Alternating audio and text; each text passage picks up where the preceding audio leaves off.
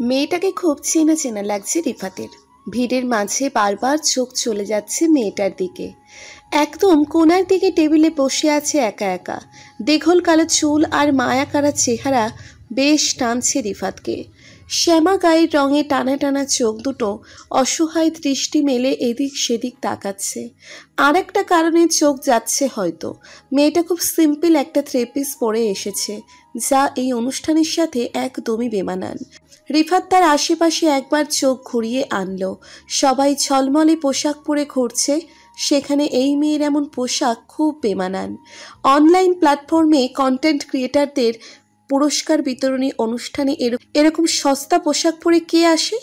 মেয়েটার এমন পোশাক পরে আসার কারণ দুটো হতে পারে। এক, তার হয়তো দামি পোশাক এফোর্ড করার মতো ক্ষমতা নেই। দুই, অনুষ্ঠানে আসার কোনো ইচ্ছে তার ছিল না, বাধ্য হয়ে এসেছে। রিফাত ভ্রুকুচকে ভাবছিল মেয়েটাকে কোথায় যেন দেখেছে, কিন্তু কোথায় দেখেছে সেটা কিছুতেই মনে করতে পারল না। আচমকা পিঠে চাপড় খেয়ে চমকে উঠল রিফাত। পাশ ফিরে দেখল মিনহাস এসে বসেছে তার পাশে। মিনহাস ইশারা করল, অনেকক্ষণ ধরে দেখছি তোকে ওদিকে দেখছিস, বারবার মালটাকে মনে ধরেছে নাকি? রিফাতের চোখে মুখে বিরক্তি দেখা দিল। মিনহাসের এই মুখ পাতলা স্বভাব ভালো লাগে না রিফাতের। যেটা মনে আসে সেটাই বলে ফেলে, ভালো মন্দ বাছবিচার করে না। নেহাত ন্যাংটাকালের বন্ধু, তাই কিছু বলে না। মেয়েটাকে দেখতে দেখতেই জবাব দিল, মেয়েটাকে খুব চেনা চেনা পরিচিত লাগছে, কোথায় যেন দেখেছি, চিনিস নাকি বলতো? মিনহাস উচ্চস্বরে হেসে দিল। যদিও মাঝে মাঝে উপস্থাপকের গমগমে কণ্ঠ, করতালি আর লাউড মিউজিকের কারণে ওর হাসির আওয়াজ খানিকটা চাপা পড়ে গেল, তবুও কয়েকজন চমকে ফিরে দেখল ওদের। রিফাত বিরক্ত হয়ে মিনহাসের দিকে তাকাতেই সে হাসি বন্ধ করে রিফাতের কানে ফিসফিস করল, ফেসবুকের যুগ, আশেপাশে সবাইকে চেনা চেনাই লাগে। যদিও এই মেয়েটাকে আমি চিনি। ফেসবুকে এর একটা ভিডিও ভাইরাল হয়েছিল, একসাথে 5টা ছেলের সাথে প্রেম করার অভিযোগ ছিল মেয়েটার বিরুদ্ধে। ছেলেগুলো প্ল্যান করে ওকে ডেকে এনে ভিডিও করে ফেসবুকে ছেড়ে দেয়। কি বলিস এসব? রিফাত সত্যিই অবাক হলো। মিনহাস কোকের ক্যানে চুমুক দিল, বিশ্বাস না হলে কানিজকে জিজ্ঞেস করিস, ও কানিজের সাথেই এসেছে। আর কানিজকে তো জানিস, যেসব মেয়েদের ইচ্ছা আছে ওদের নিয়েই ওর কাজ কারবার। কুর্নিশে কানিজের কানিজ? রিফাতের বিস্ময় বোধ বাড়ল। কানিজ মেয়েটা অনেক বোল্ড, আজকাল বিভিন্ন সামাজিক ইস্যুতে কথা বলে বেশ আলোচনায় থাকছে। যদিও ওর শুরুটা অনলাইনে কাপড়ের বিজনেস দিয়ে হয়েছিল, এখন ওর কাপড় একটা ব্র্যান্ড বলা যায়। দুটো নিজস্ব শোরুম দিয়েছে ঢাকাতে, নতুন করে আরও একটা বিজনেস শুরু করেছে। যেসব মেয়েরা একা একা ঘুরতে বেড়াতে চায় তাদের নিয়ে বিভিন্ন দেশে ঘুরতে যায়। লেডি ট্রাভেলার্স গ্রুপ বলে ফেবুতে নতুন গ্রুপও খুলেছে, সেটাও বেশ ধুমধুমার চলছে শুনেছে। সেই কানিজের সাথে এই মেয়ে কিছুতেই যায় না। মিনহাস অসন্তুষ্ট হয়ে জবাব দিল, তাছাড়া আর কোনো কানিজকে চিনিস তুই? একটাই কানিজ আছে এই তল্লাটে। মিনহাসের এই আর এক স্বভাব, সোজা উত্তর দিতে পারে না, সব সময় ঘুরিয়ে পেঁচিয়ে উত্তর দেয়। কাজেই কথা না বাড়িয়ে রিফাত বিস্মিত হয়ে মেয়েটার দিকে তাকালো। এই মেয়েকে দেখে মোটেও মনে হচ্ছে না যে সে 5টা ছেলের সাথে প্রেম করতে পারে। চেহারা আর আচরণ দুই জায়গাতেই মেয়েটাকে বড্ড আটপৌড়ে দেখাচ্ছে। কোথাও কিছু একটা গরমিল আছে। এক নাগারে তাকিয়ে থাকার কারণেই হয়তো বার কয়েক চোখাচোখিও হলো দুজনার। রিফাতের চোখে চোখ পড়া মাত্রই কেমন সংকুচিত হয়ে গেল মেয়েটা। গায়ের ওড়নাটা ঠিক করলো অকারণে। রিফাত মুচকি হেসে উঠে দাঁড়ালো। মিনহাস অবাক হয়ে জবাব দিল, কোথায় যাচ্ছিস? মেয়েটার সাথে পরিচয় হয়ে আসি। কি বলছিস এসব? ওই মেয়েটার সাথে তুই পরিচিত হবি? মিনহাস অবাক হয়ে রিফাতকে দেখল। যে ছেলে কোনো দিন কোনো মেয়ের দিকে ফিরে তাকায় না, সে এমন একটা মেয়ের সাথে কথা বলতে যাবে? ব্যাপারটা ঠিক যেন হজম হচ্ছে না মিনহাসের। রিফাত অবশ্য ওর বিস্ময়বোধ নষ্ট করল না, আলতো হেসে বলল, কেন হতে পারি না? এই মেয়েটার সাথে নিজে যেচে পড়ে? আমার বেশ কৌতূহল যাচ্ছে মেয়েটাকে নিয়ে। আজব, তুই সবসময় এমন উদ্ভট আচরণ করিস কেন? এই ফকিন্নি মার্কা মেয়েটার মধ্যে তুই কি এমন ইন্টারেস্টিং দেখলি? আমার কাজই হচ্ছে যে কোনো নেগেটিভ বিষয়ে পজিটিভ কিছু খুঁজে বের করা। ইনফ্লুয়েন্সার হয়েছে কি সাধে? তাই বলে যেখানে সেখানে? প্রশ্নবিদ্ধ দৃষ্টি নিয়ে তাকিয়ে রইল মিনহাস। রিফাত এবার জবাব না দিয়ে হাঁটা ধরল। মিনহাস তাকে ডাকলো কয়েকবার, কিন্তু সে শুনল না। হাই, আমি রিফাত। আপনি? হইচই আর আওয়াজে কথা চাপা পড়ে যাচ্ছে বলে রিফাত বেশ উঁচু গলায় প্রশ্ন করেছে। মেয়েটা বেশ ঘাবড়ে গেল। কে বলছেন? রিফাত হাসল। আপনি ছাড়া আর কেউ তো নেই এখানে, কাজেই আপনাকে বলছি। কি নাম আপনার? মেঘা। তড়িঘড়ি করে জবাব দেয় মেয়েটা। বাহ, বেশ কাব্যিক নাম তো। বুঝতে পারি। মেঘা আগের মতোই নার্ভাস হয়ে চারিদিকে তাকিয়ে কাকে যেন খুঁজল। রিফাত হাসল। কানিজকে খুঁজছেন? ওকে এখন পাবেন না। এইসব পার্টিতে এসে কেউ আপনার মতো জড়সড় হয়ে বসে থাকে না। এখানে মানুষ আসে নিজের পরিচয়ের গণ্ডি বড় করতে, যেটাকে এই যুগের ভাষায় কানেকশন বাড়ানো বলে। বুঝলেন? মেঘা মাথা দোলালো। রিফাত ওর সামনের চেয়ারে বসলো। পড়ালেখা করেন তো? মেঘা চুপচাপ বসে রইল। রিফাতের কথার উত্তর দিল না। ও জানে ছেলেটা কোনোভাবে ওকে চিনতে পেরে গেছে, এখন ফালতু আলাপ জমাতে এসেছে। এরপর হয়তো বাজে প্রস্তাব দেবে, জানতে চাইবে কত টাকা দিলে ছেলেটার সাথে রাত কাটাবে। মেঘার কান্না পেয়ে গেল। ঘটনার কত দিন হয়ে গেল, এখনো মানুষ ভুলে না কেন? কেন তাকে চিনে ফেলে লোকজন? তার চেহারা এখন যথেষ্ট পরিবর্তন হয়ে গেছে, তবুও নিজেকে লুকাতে পারে না। ভাবতে ভাবতে মুখ চোখ লাল হয় তার। আর কত দিন বয়ে বেড়াবে এই যন্ত্রণা? ঠিক এই কারণে কোথাও চায় না মেঘা। নিজেকে এক প্রকার ঘরবন্দি করে রেখেছে। আজও আসতো না, কানে জোর করে ধরে এনেছে ওকে। এইসব পার্টিতে নাকি কেউ কাউকে নিয়ে মাথা ঘামায় না, কে এলো কে গেল, কেউ ফিরেও তাকায় না। এখন তো দেখছে উল্টো কেস। মাঝে মাঝে মনে হয় বাংলাদেশের অর্ধেক মানুষ তাকে চেনে। যেখানেই যায় কেউ না কেউ চিনে ফেলে। চিৎকার করে কাঁদতে মন চায় মেঘার। মেঘা কোন ক্লাসে পড়েন? রিফাত আবার জানতে চাইল। অ্যাডমিশন দিচ্ছি। ভেজা গলায় জবাব দিল মেঘা। আরে আপনি তো দেখছি ছোট্ট বাবু, 18 হয়নি নিশ্চয়ই। তা ছোট্ট বাবু এখানে কি করে? এটা তো ছোট বাবুদের জায়গা না। মেঘা হঠাৎ দাঁড়িয়ে গেল। রিফাতের দিকে তাকিয়ে কাঁদো কাঁদো গলায় বলল, শুনুন, আমি জানি আপনি আমাকে চিনতে পেরেছেন। খারাপ মেয়ে ভেবে গল্প করতে এসেছেন। এখন নিশ্চয়ই বাজে প্রস্তাব দেবেন, কিন্তু বিশ্বাস করুন আমি অমন মেয়ে না। আমি আসলে বলে শেষ করতে পারে না মেঘা। কান্না ওর কণ্ঠ রুদ্ধ করে। ও আর অপেক্ষা করল না, এক ছুটে বেরিয়ে গেল। রিফাত প্রথম হতভম্ব হয়ে বসে রইল। কি ঘটল সেটা বুঝতে পেরেই উঠে দাঁড়ায়। ও শিট, মেয়েটা ভুল বুঝলো আমাকে। কানিজ টেবিলে খুব খারাপ হবে। আফটার অল মেয়েটা ওর সাথে এসেছে। বিড়বিড় করে মেঘার পিছু ছুটল রিফাত। বড় হলরুম পেরিয়ে লম্বা করিডোরের ওপাশে খাবার খাওয়ার জায়গা। মেঘাকে কোথাও পেল না। তন্ন তন্ন করে খুঁজে হয়রান রিফাত। এত অল্প সময়ে গেল কোথায় মেয়েটা? চলে গেছে নাকি? আবারও লম্বা করিডোর দিয়ে হেঁটে গেল রিফাত। এবার কান খাড়া ছিল বলে মিহি কান্নার আওয়াজ কানে বাঁধল। ভালো মতো তাকিয়ে মেঘাকে খুঁজে পেল একদম কোনায়। অন্ধকারে দুই হাতে মুখ ঢেকে বসে থাকতে দেখল মেঘাকে। আজব মেয়ে তো আপনি, একা একা এই অন্ধকারে বসে আছেন, ভয় ডর নেই? মুখ তুলে রিফাতকে দেখে খিচিয়ে উঠল মেঘা। আপনি আপনি কেন এসেছেন? বলেছি না আমি অমন মেয়ে নই। তাহলে কেমন মেয়ে আপনি? মেঘা থমকে গেল। মানে কি বলতে চাইছেন আপনি? রিফাত মুচকি হাসল। আমি কি বলতে চাইছিলাম, সব তো আপনি বলছেন। একা একাই মন করার কথা বলে যাচ্ছেন সেই তখন থেকে। মেঘা চুপ করে গেল। খানিক পরে মৃদুস্বরে বলল, আপনি চলে যান। আমার সাথে কেউ দেখলে উল্টাপাল্টা ভাবতে পারে, আপনি কেউ খারাপ বলবে। খারাপ বলবে কেন? আপনি কি কোনো খারাপ কাজ করেছেন? করেছি তো, একসাথে 5টা ছেলের সাথে প্রেম করেছি। এটা খারাপ না? সত্যি করেছেন নাকি? খোলে বলুন তো, এতগুলো ছেলেকে হাতে রাখার নিনজা টেকনিক কি? আমিও একটু শিখে নিতাম, তারপর মেয়েদের উপর অ্যাপ্লাই করতাম। রিফাতের বলার ভঙ্গিতে মেঘা ফিক করে হেসে দিল। মজা নিচ্ছেন? আরে বাহ, মেয়েটার হাসিটা তো বেশ চমৎকার। দাঁতগুলো দিয়ে ক্লোজ আপের বিজ্ঞাপন হবে। মনে মনেই নিজেই নিজেকে বলল রিফাত।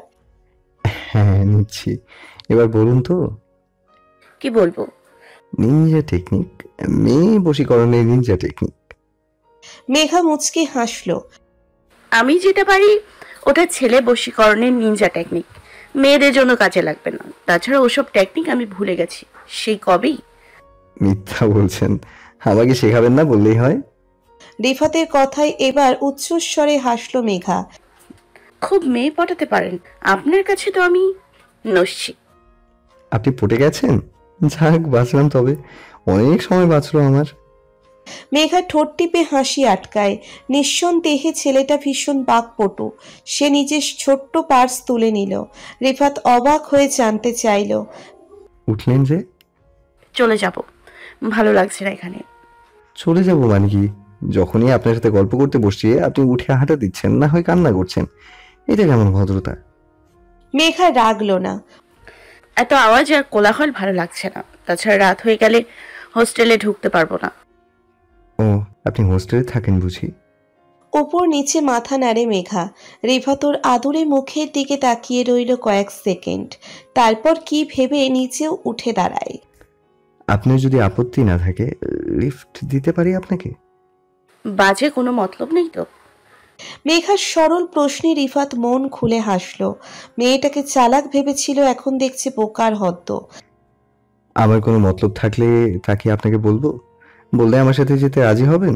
বরং মাঝ রাস্তায় যেয়ে গাড়ি থামিয়ে গ্লাস লাগিয়ে। মেঘা কিছুক্ষণ চেয়ে থেকে হাসল। আপনার সেন্স অফ হিউমার ভালো। I am honoured ma'am. ভাও করল রিফাত, তারপর বলল, তবে একটা মতলব আছে অবশ্য। আপনার সাথে কমিউনিকেশন বাড়ানোর জন্য লিফট দিতে চাচ্ছি। আমার সাথে কমিউনিকেশন বাড়াতে আপনি কি আগ্রহী হবেন? মেঘা মুচকে হাসল। দুজনে হেঁটে পার্কিং এ এলো। আপনার হাসিকে পজিটিভ সাইন ধরে নিচ্ছি। এখানে 5 মিনিট দাঁড়ান, আমি গাড়িটা নিয়ে আসি। মেঘা ঘাড় হেলিয়ে সায় দিল। কিছুক্ষণের মধ্যেই মেঘার সামনে গাড়ি থামে। পাজেরোর দরজা খুলে ওকে ভিতরে ডাকে রিফাত।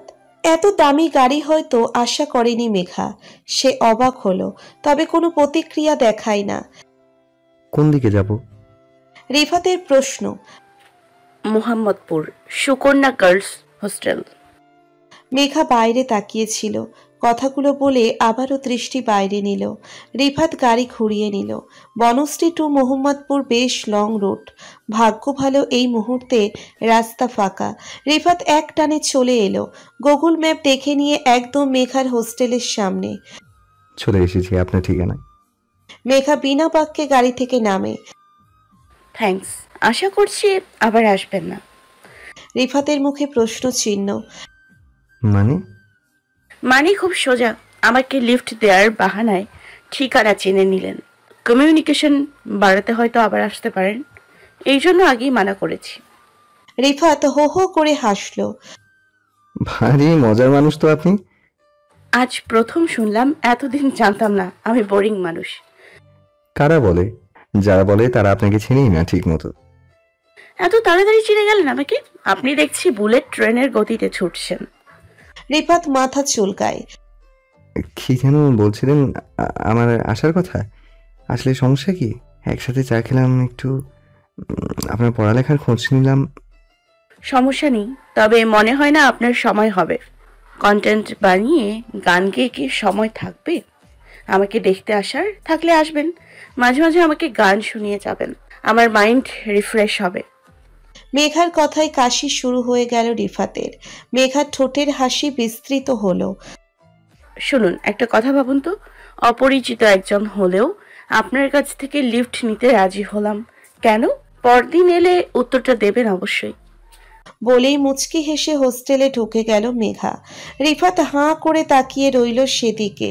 মেয়েটা ওকে চিনে ফেলেছে? ও তো ভেবেছে ওকে চেনেনি মেয়েটা। রিফাত হেসে দিল। বোকা বোকা মেয়েটা বেশ চালাক দেখা যাচ্ছে। রিফাত মাথার চুলগুলো ব্যাক ব্রাশ করে নিজেকে আয়নায় দেখল অকারণে। মেয়ে মহলে তার পপুলারিটি বেশ ইমপ্রেসিভ দেখা যাচ্ছে। ফুরফুরে মেজাজে গাড়িতে উঠে বসল সে। অনেকদিন পরে আজ মনটা বেশ হালকা লাগছে তার। শীষ দিতে দিতে গাড়ি ঘোরায় সে। তার ঠোঁটের কোণে একটা দুষ্টু মিষ্টি হাসি খেলা করছে তখনও। তাকে এমন রূপে দেখলে মিনহাসের হার্ট অ্যাটাক হতো নির্ঘাত। ওদিকে মেঘা তখন থেকে মিটমিট হেসে যাচ্ছে। এখনো ঘোরের মাঝে আছে সে। আজ না চাইতেও তার একটা স্বপ্ন পূরণ হয়ে গেল। অনেক দিন ধরে রিফাত দ্য পজিটিভ থিঙ্কার পেজটা ফলো করে মেঘা। যে কোনো পরিস্থিতিতে জীবনকে পজিটিভ ওয়েতে দেখার নানা ভাবনা শেয়ার করে রিফাত, যেটা খুব ইন্সপায়ারিং ওর জন্য। বলতে গেলে ওর কারণেই মেঘা নতুন করে নিজের জীবন গুছিয়ে নিতে পেরেছে। মনে মনে ইচ্ছে ছিল রিফাতের সাথে পরিচিত হওয়ার, কিন্তু সেই ইচ্ছে এভাবে পূরণ হবে তা কখনো ভাবেনি। এখনো বিশ্বাস হচ্ছে না রিফাত নিজে গাড়ি ড্রাইভ করে তাকে হোস্টেলে পৌঁছে দিয়েছে। নিচের গায়ে চিমটি কাটে মেঘা, ব্যথায় উহ করে আওয়াজ করে ওঠে। পরক্ষণেই হেসে দিল। আজ অনেক অনেক দিন পরে তার গুমোট জীবনে ভালো কিছু ঘটল। বহুদিন পরে ঠোঁটের কোণে মৃদু হাসি ঝুলিয়ে ঘুমোতে গেল মেঘা। শেষ রাতে চমৎকার একটা স্বপ্নও দেখল। ঘুমের মাঝে বিড়বিড় করল, ভীষণ ভালো মানুষ আপনি, শুধু অনুরোধ রাখি সবার মতো ভুল বুঝবেন না আমাকে। আজমল শেখের পায়ে হাত দিতেই তিনি ছট করে পা সরিয়ে নিলেন। স্বামীর এহেন কর্মে অদূরে দাঁড়ানো সাজেদা বেশ মর্মাহত হলেন। মেয়ের দিকে স্নেহের দৃষ্টি মেলে দিলেন। শোভা, মন খারাপ করিস না মা, ইনশাল্লাহ তুই সফল হবি। মা অনেক দোয়া করে তোর জন্য। শোভার চোখ ততক্ষণে চলে টই টম্বুর। নিজেকে সংবরণ করার বহু চেষ্টা করেও পারল না, ঝরঝর করে কেঁদে দিল। সাজেদা দৌড়ে এসে মেয়েকে জড়িয়ে ধরে স্বামীর দিকে তাকালেন। আর কতদিন মেয়েটার সাথে এমন ব্যবহার করবে? বাবা হয়ে সন্তানের সাথে এমন করতে পারো কি করে? হৃদয় কাঁপে না তোমার? ছোট মানুষ না হয় ভুল করে ফেলেছে, তাই বলে এমন করবে? আজমল শেখ যেন দৃষ্টি দিয়ে ঝলসে দেবেন স্ত্রীকে। তপ্ত নয়ন নিয়ে মেয়েকে দেখলেন এক নজর, তারপর স্ত্রীর দিকে ফিরে চাইলেন। যে সন্তানের জন্য নিজের পূর্বপুরুষের ভিটামাটি ত্যাগ করতে হয়, খোলা হাওয়ায় শ্বাস নেওয়া মানুষটার খাঁচার মতো ফ্ল্যাটে শ্বাস নিতে হয়, অপরিচিত শহরে লুকিয়ে চুরিয়ে বাঁচতে হয়, সেই সন্তানকে অন্তত আমি মাফ করতে পারবো না। আমি যে এখন ওকে সন্তান বলে স্বীকার করছি, এটাই অনেক। এর বেশি আশা তুমি করবে না যে তোমার মেয়ে। শোভা হাউমাউ করে কাঁদল। ভুল করেছিলাম বাবা, সেই ভুলের 2.5 বছর পার হয়েছে, এবার তো মাফ করে দাও। আর কত শাস্তি দেবে? তুমি তো আমার বাবা, আমার জন্মদাতা। ছোট থেকে তোমার কোলে হেসে খেলে বড় হয়েছি। তোমার আদরের সন্তান হিসেবে মাফ পাওয়ার অধিকার কি আমার নেই? আজমল শেখের চোখ মুখ জুড়ে বিরক্তি, মুখের উপর হাত ছাড়েন। পুরনো কাসন দিয়ে ঝেড়ো না তো, যা করতে যাচ্ছ তাই করো। তোমার জন্য কম হেপাতো পোয়াচ্ছি না। এবার ভালো কোথাও চান্স পেয়ে আমাকে উদ্ধার করো। আশা করি আমার আর তোমার পড়ার খরচ টানতে হবে না। তোমার আরো 2টি ভাই বোন আছে, তাদের ভাবনা ও ভাবার সুযোগ দাও আমাকে। অনেক কষ্টে নিচে কান্না থামিয়ে শোভা নাক টানে। তাহলে এই দোয়াই করো বাবা, আমি যেন নিজের পায়ে দাঁড়াই, তোমার টাকা যেন আর নষ্ট না করি। আজমল শেখের আর ধৈর্য হলো না। স্ত্রী আর মেয়েকে ঘরে রেখে বেরিয়ে এলেন। সাজেদা মেয়ের মাথায় হাত রাখে। বাবার উপর অভিমান করিস না শোভা, সব ঠিক হয়ে যাবে দেখিস। তুই কেবল ভালো কোথাও চান্স পেয়ে দেখা। শোভা মাথা দোলালো। কিছুই ঠিক হবে না মা, বাবা কখনোই আর আগের মতো আমাকে ভালোবাসবে না। বাবার ভালোবাসা পাওয়ার যোগ্যতা হারিয়েছি আমি। হতাশ হয়ে মাথা নাড়ে শোভা। আমি যাই মা, দেরি হয়ে যাবে। হ্যাঁ যা। তবুও বেরুতে বেরুতে শোভা পিছু ফিরে তাকায়। ভাবে যদি ভুল করেও তার বাবা দরজায় দাঁড়ায়, সেই ছোট্ট বেলায় যেমন দাঁড়াতো। পরীক্ষার দিনগুলোতে বাবা নিজে ওকে স্কুলে নিয়ে যেত। শোভার পছন্দের জিনিসগুলো এনে ঘর ভরিয়ে দিত বাবা। আড়ত থেকে ফিরে এসে প্রথমেই শোভার খোঁজ করত। কোথায় হারিয়ে গেল সেই সব দিন? তার প্রতি বাবার ভালোবাসা। একটা মাত্র ভুল কি এভাবে সব শেষ করে দেবে? অশ্রুসিক্ত নয়নের শোভা পথ চলতে গিয়ে হোঁচট খায়। কেটে যাওয়া পা থেকে গলগল করে রক্ত বেরোয়, তবুও বিন্দুমাত্র ব্যথা টের পায় না শোভা। যার হৃদয় জুড়ে ক্ষত তার জন্য এ ব্যথা কিছুই না। ব্যথা উপেক্ষা করে শোভা এগিয়ে যায়।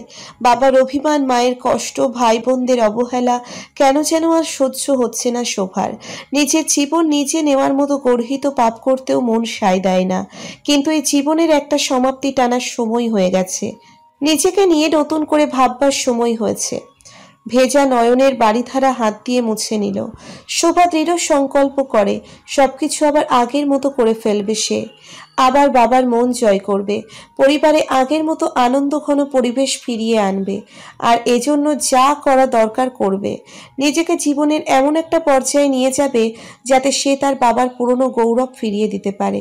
বাবার নিচু হওয়া মাথা পুনরায় উঁচু করে দেবে সে। রিফাত, মিনহাজ, ফুয়াদ, নিয়াজ আর হাফিজ সদ্য ইউনিভার্সিটি শেষ করা 5 বন্ধু যার যার কর্মক্ষেত্রে ব্যস্ত থাকে। ওদের মধ্যে রিফাত আর মিনহাজ ইউটিউবে পরিচিত মুখ।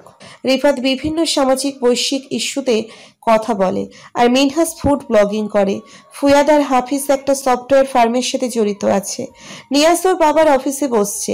সপ্তাহের একটা দিন ওরা 5 বন্ধু ব্যস্ততাকে পাশ কাটিয়ে একসাথে হয়ে আড্ডা দেয় সারাদিন। স্থানটা এক একদিন এক এক জায়গায়, নিজেদের সুবিধে মতো কোনো প্লেস। আজকে যেমন বসেছে 7 মসজিদ রোডের 4 সিজনে। এটা নিয়াজের অফিসের কাছাকাছি। এই রিফাত, তোর নেক্সট প্রজেক্ট কি বলতো? কোনো বিষয় নিয়ে ভিডিও দিবি?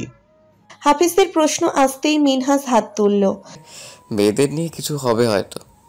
তুই কিভাবে বলছিস? রিফু কি তোকে কিছু বলেছে? ফুয়াদ প্রশ্ন করল। মিনহাজ হাসল। আমাকে তোরা আড়ালে মিডিয়া মিনহাজ ডাকিস না, তাহলে তোদের এই ডাক বৃথা যেতে দেই কি করে? বন্ধুরা হাসল সবাই। নিয়াজ আর এক টেবিলে বসে ল্যাপটপে অফিসের জরুরি মেইল চেক করছিল। মিনহাজের কথা শুনে উঠে এসে গম্ভীর গলায় জানতে চাইল, সত্যি নাকি রে রিফু? রিফাত অসন্তোষ প্রকাশ করল। ধ্যাৎ, মিনহাজের কথা তোরা সিরিয়াসলি নিচ্ছিস কেন? জানিস না মিডিয়ার সব কথা বিশ্বাস করতে নেই। যা নিউজ হয় তার বেশি ভাগই ভুয়া নিউজ। হো হো হাসির আওয়াজে ছাদে টিকে থাকাই দায়ী হলো। মিনহাজের মেজাজ খারাপ হলো। সে একে একে সব বন্ধুদের দিকে চোখ বুলিয়ে আনলো। তারপর রিফাতের দিকে তাকিয়ে বলল, কিন্তু এ কথাও সত্য, যা রটে তার কিছুটা বটে।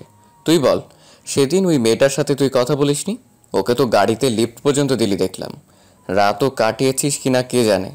রিফাতের মধ্যে কোনো হেলদোল নেই, বরং ফুয়াদ উত্তেজিত হয়ে উঠে দাঁড়ায়। কি বলছিস দোস্ত? বিশ্বাস হচ্ছে না। রিফু আর যাই হোক, মেয়ে মানুষের দোষ নেই। আরে বাবা, আমি সত্যি বলছি না মিথ্যা সেটা ওকে জিজ্ঞেস কর না। আমি নিজেও কি কম অবাক হয়েছি? বল রিফু, আমি কি মিথ্যে বলেছি? রিফাত সিগারেট ধরালো।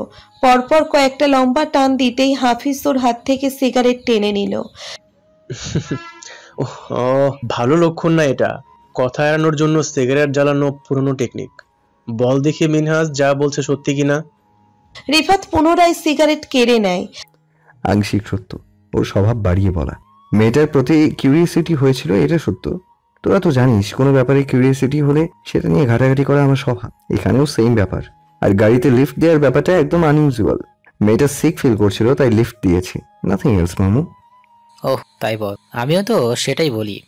রিফুর মেয়েরই দোষ নেই। এবার প্রমাণ পেলি তো? বলতে বলতে ফুয়াদ কোক ঢেলে গলা ভিজালো। মিনহাজ ঝুলঝুলে দৃষ্টি নিয়ে রিফাতকে দেখছে। চোখাচোখি হতেই রিফাত ইশারা দিল আর কিছু না বলতে। মিনহাজ মাথা নেড়ে ঠোঁট টিপে হাসল। তার অনুমান তাহলে সত্যি, রিফাতের ঘটনা অনেক দূর এগিয়েছে। কিন্তু ওই মেয়েটার মধ্যে কি এমন দেখলো রিফাত? একে তো ভিডিও ভাইরাল হয়েছে, তার উপর তেমন সুন্দর বা স্মার্টও নয়। ওর চাইতে ঢের ভালো মেয়ে রিফাতের পিছনে ঘোরে। মিনহাজ ঠিক বুঝলো না রিফাত কেন কিছু বলতে নিষেধ করলো ওকে। মুখে বলছে তেমন কিছু না, কিছুই যদি না হয় তাহলে এত লুকোছাপার কি আছে। আড্ডা ভাঙল রাত 11টা নাগাদ। মোহাম্মদপুর ক্রস করতে যেয়ে মনে হলো মেঘা নামের মেয়েটার সাথে দেখা করলে কেমন হয়। আজই তো কোথায় যেন ভর্তি পরীক্ষা ছিল। পরীক্ষা কেমন হলো এটা জানার উছিলায় গেলে নিশ্চয়ই খারাপ দেখাবে না। ভাবনা মাথায় আসতেই গাড়ি ঘুরিয়ে নিল রিফাত। সোজা সুকন্যা গার্লস হোস্টেলের সামনে গাড়ি থামায়। ঘড়ি দেখলো রাত 11টা। দ্বিধা নিয়ে গাড়িতে বসে থাকে রিফাত। এত রাতে এভাবে চলে আসা কি ঠিক হয়েছে? আর স্বল্প পরিচিত একজনের কাছে এভাবে আসাটা কি সমুচিত কাজ? রিফাত বেশ লজ্জিত হলো নিজের কাজে, কিন্তু কেন যেন মেয়েটার সাথে আলাপ করার লোভ সংবরণ করতে পারছে না। কিছু একটা ব্যাপার আছে মেয়েটার মধ্যে। ওর পুরো ঘটনা না জেনে শান্তি পাবে না, আপাতত এইটুকু বুঝতে পারছে। রিফাত গাড়ি থেকে নেমে হোস্টেলের দিকে তাকালো। 10 তলা বিল্ডিং এর পুরোটাই প্রায় আলোকিত। ঢাকা শহরে এত তাড়াতাড়ি কেউ ঘুমায় না, তবে হোস্টেলের কিছু নিয়ম আছে। এত রাতে নিশ্চয়ই কোনো মেয়ের বাইরে বের হওয়া এলাও না। আর এলাও হলেও এই সময় কি মেঘা নামবে নিচে? রিফাত মোবাইল বের করে টের পেল কি বেকুবের মতো কাজ করেছে সে। মেঘাকে ডাকবে কি করে? রিফাতের মনে হলো মেঘার ফোন নাম্বার বা হোস্টেলের রুম নাম্বার কোনো কিছুই জানা নেই তার। গতদিন কোনো তথ্য দেয়নি মেয়েটা। আরও বোকার মতো কিছু জানতে চায়নি। তাহলে উপায়? একবার ভাবলো ফিরে যায়।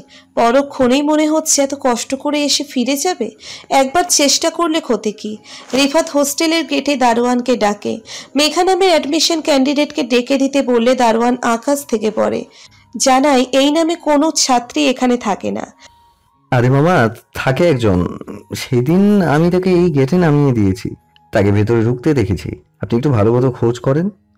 তাহলে আপনি নাম ভুল করছেন মামা, কারণ আমি এই নামে কাউকেই চিনি না। আর ভর্তি পরীক্ষা তো মেলা জনে দিছে, আমি কারে খোঁজ করবো? মেয়েটার মাথায় লম্বা চুল আছে, একটু শ্যামলা মতন, গোলগাল মুখ, বড় বড় চোখ, পাতলা ঠোঁট। মনে করে দেখেন মামা। দারোয়ান হেসে দিল। এমন কেউ এখানে থাকে না মামা।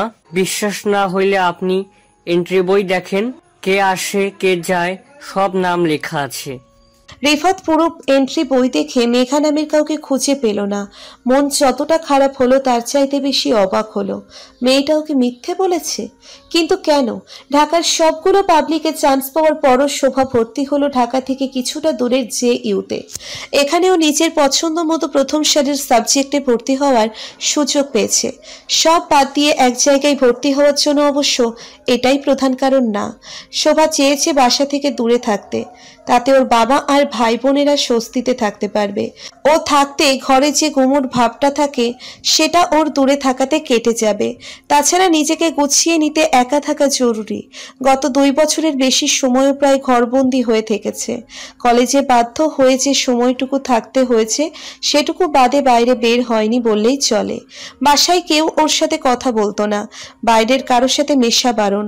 ওর কাজ ছিল একটাই, মন উজাড় করে পড়ালেখা চালিয়ে যাওয়া। ও সেটাই করেছে। এখন খোলা হাওয়ায় শ্বাস নেওয়াটা জরুরি হয়ে গেছে, আর এর জন্য JU থেকে বেটার প্লেস আর নেই। প্রথম সুযোগেই শোভা হোস্টেলে সিট নিয়ে ফেলেছে। বাবা কোনো রাগ করেনি, আর মাকে বুঝিয়ে বলতেই মেনে নিল। হয়তো ওরা একটু আলাদা থাকতে পেরে হাঁপ ছেড়ে বেঁচেছে। বাবা মাকে খুব একটা দোষ দেয় না শোভা, ওর জন্য ওদের কম কষ্ট পেতে হয়নি। হুট করে নিজের দীর্ঘদিনের বাসস্থান ছেড়ে এই শহরে থিতু হওয়া চারটিখানি কথা নয়। নিজেদের পৈতৃক ব্যবসা ছেড়ে 10টা 5টা চাকরি করাটাও সহজ না। বাবা সেটাও করছে ওর জন্য। মফস্বলের বনেদি বাড়ির চাঁদরেল মানুষটা যখন চাকরিতে চাকর খাটতে যায় দেখে একদম ভালো লাগে না শোভার। আর মায়ের কষ্টই বা কম কিসে? আগে লোকে মায়ের কাজ করতো, এখন মা নিজ হাতে সংসারের কাজ করে। এই অল্প দিনেই যেন মা বুড়িয়ে গেছে। ভাইটা স্কুল পেরিয়ে কলেজে উঠলো, আর বোনটা ক্লাস 9। ওরা প্রায় মন খারাপ করে থাকে। এই শহরে অনেকেই আছে, তবুও যেন কেউ নেই ওদের। পরিচিত লোকের মধ্যে গেলে আলাপ ঘুরে ফিরে শোভাতে এসে আটকে যায়। তাই কাছের দূরের সব আত্মীয়দের থেকে দূরে থাকে ওরা। বেড়ানোর জায়গা নেই, কথা বলার মানুষ নেই। শহুরে ছেলে মেয়েদের সাথে মেশা বারণ। সবচেয়ে বড় কথা, মফস্বলের খোলামেলা বড় বাড়ি ফেলে ওদের থাকতে হচ্ছে এই 2 রুমের খুবছি ঘরে। সব মিলিয়ে ওরা একদমই ভালো নেই। শোভাকে তাই সরে আসতে হয়। এটাই হয়তো যাওয়ার ঈশ্বর প্রদত্ত পথ মনে হয় ওর কাছে। আর সেজন্যই গাছগাছালিতেই ভরপুর ক্যাম্পাসটা শোভার ভীষণ ভালো লাগে। হোস্টেলে ওর 3 বেডের খুবছি ঘরটা স্বর্গ মনে হয়। 3 তলায় নিচের রুমে বসে বৃষ্টির দিনে পুকুরের পানিতে ছন্দময় বৃষ্টি পড়ার দৃশ্য দেখা ওর জন্য আশীর্বাদের মতো লাগে। টুকটাক শখের জিনিস ক্যাম্পাসেই পাওয়া যায়, সেসব কিনে কিনে শোভা ঘরের কোণ সাজায়। একা একা পুরো ক্যাম্পাস ঘুরে বেড়ায়, স্মৃতি স্তম্ভ দেখে। দুপুরে নিঝুম বৃষ্টিতে পুকুর পাড়ে বসে বৃষ্টি স্নান করে। স্নিগ্ধ কোমল বিকেলগুলো উঁচু উঁচু গাছ দেখতে দেখতে হেঁটে বেড়ায় অনেকটা পথ। চায়ের দোকানে বসে চা খায়। মাঝে মাঝে গভীর রাতে হলের ছাদে উঠে আকাশ দেখে, তারা গোনে। ক্যাম্পাসে এখনো কেউ চেনেনি ওকে, তাই স্বস্তি বোধ করলেন ভিতর ভিতর ঘাবড়ে থাকে। তবুও অদ্ভুত পাগলামিতে ঘিরে থাকা দিনগুলো মন্দ কাটে না শোভার। আসলে বাবা মায়ের চোখের আড়ালে এসে যেটা হলো, শোভা যেন খোলস মুক্ত হলো। ঘটনার অনেক দিন পার হয়েছে, এখন হঠাৎ লোকে ওকে চিনে ফেলে না। ভার্সিটিতে পড়তে এসে কনফিডেন্স খানিকটা বেড়েছে। ফলশ্রুতিতে শোভা একটু একটু করে প্রজাপতির মতো ডানা মেলতে শুরু করেছে। পড়ালেখায় ভালো বলে শিক্ষকরা একটু আলাদা নজরে দেখছে ওকে। ক্লাসের ছেলে মেয়েদের সাথে মিশে যাচ্ছে অনায়াসে। হই হুল্লোড়ের মাঝে ওর সময় যেন চোখের পলকে কেটে যায়। এই যে একটু স্বাধীনতার স্বাদ পেয়েছে বলেই মনটা ভীষণই ভালো লাগছে ওর আজকাল।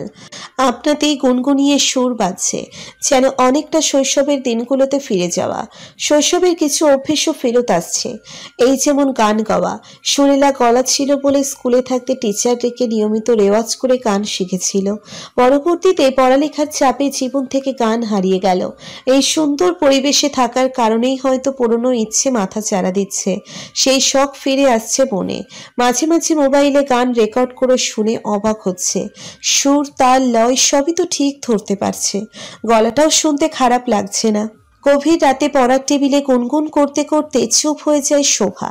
একটা ভয়ঙ্কর পরিকল্পনা মনের কোণে উকি দিয়ে যাচ্ছে, অনেকটা কাঁটা দিয়ে কাঁটা তোলার মতো ব্যাপার। সেই চেষ্টা কি একবার করে দেখবে? কিন্তু বাবা কি মেনে নেবে?